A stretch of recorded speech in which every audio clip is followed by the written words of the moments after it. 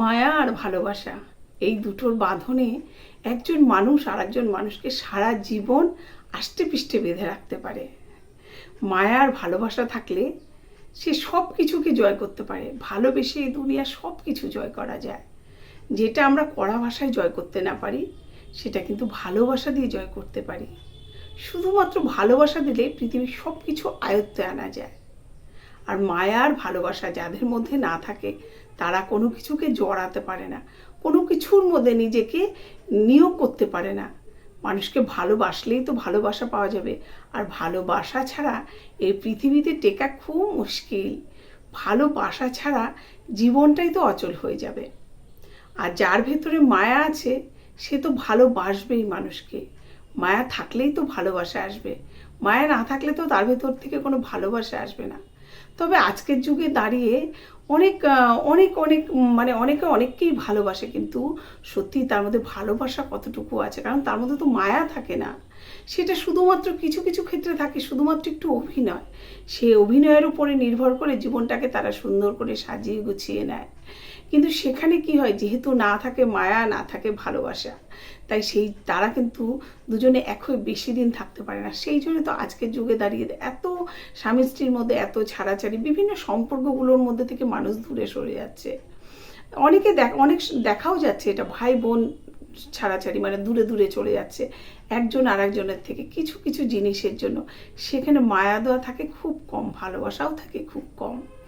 ভালোবাসার মায়ার বন্ধন যার ভেতরে থাকবে সে কখনো সেই জায়গা থেকে আর সরতে পারবে না। সেটাকে নিয়ে আষ্টে পৃষ্ঠে সারা জীবন, যতই সেখানে ত্যাগ করতে হোক না, সেখানে ত্যাগ করবে, ত্যাগ করে তাকে নিয়েই থাকবে সারা জীবন। কিন্তু যদি মায়া না থাকে সেখানে ত্যাগ আসবে না, মায়া থাকলেই ত্যাগ আসবে। আর সেই ত্যাগের মধ্যে দিয়েই সে জীবনটাকে তার সঙ্গে কাটিয়ে দিতে পারবে।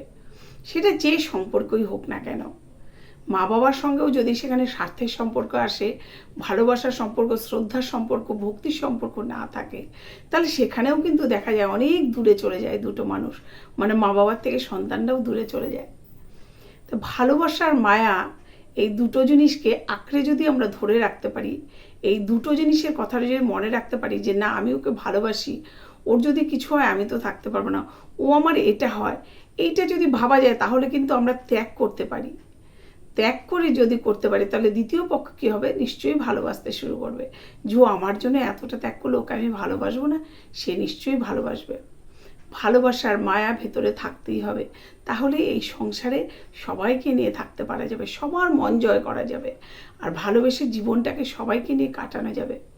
ভালোবেসে মানুষকে কত কিছু দিয়ে যায়। কত মানুষ আছে যে মায়ার বন্ধনে জড়িয়ে পড়ে, রাস্তায় যেতে যেতে একটা খারাপ কিছু দেখলে সে রাতে এসে বাড়িতে ঘুমোতে পারে না, মানে তার শরীরে এতটাই মায়া, সেখানে সে মায়ায় জড়িয়ে পড়ে। তো এটাকে বলা হয় মায়া। মায়ায় জড়িয়ে পড়লে সেই মানুষটা যাই করুক না কেন, ভালোবেসে তাকে নিয়েই সে থাকবে। এটাই তো মানুষ। এই মনুষ্যত্ব বোধটাই প্রত্যেকটা মানুষের মধ্যে থাকতে হবে।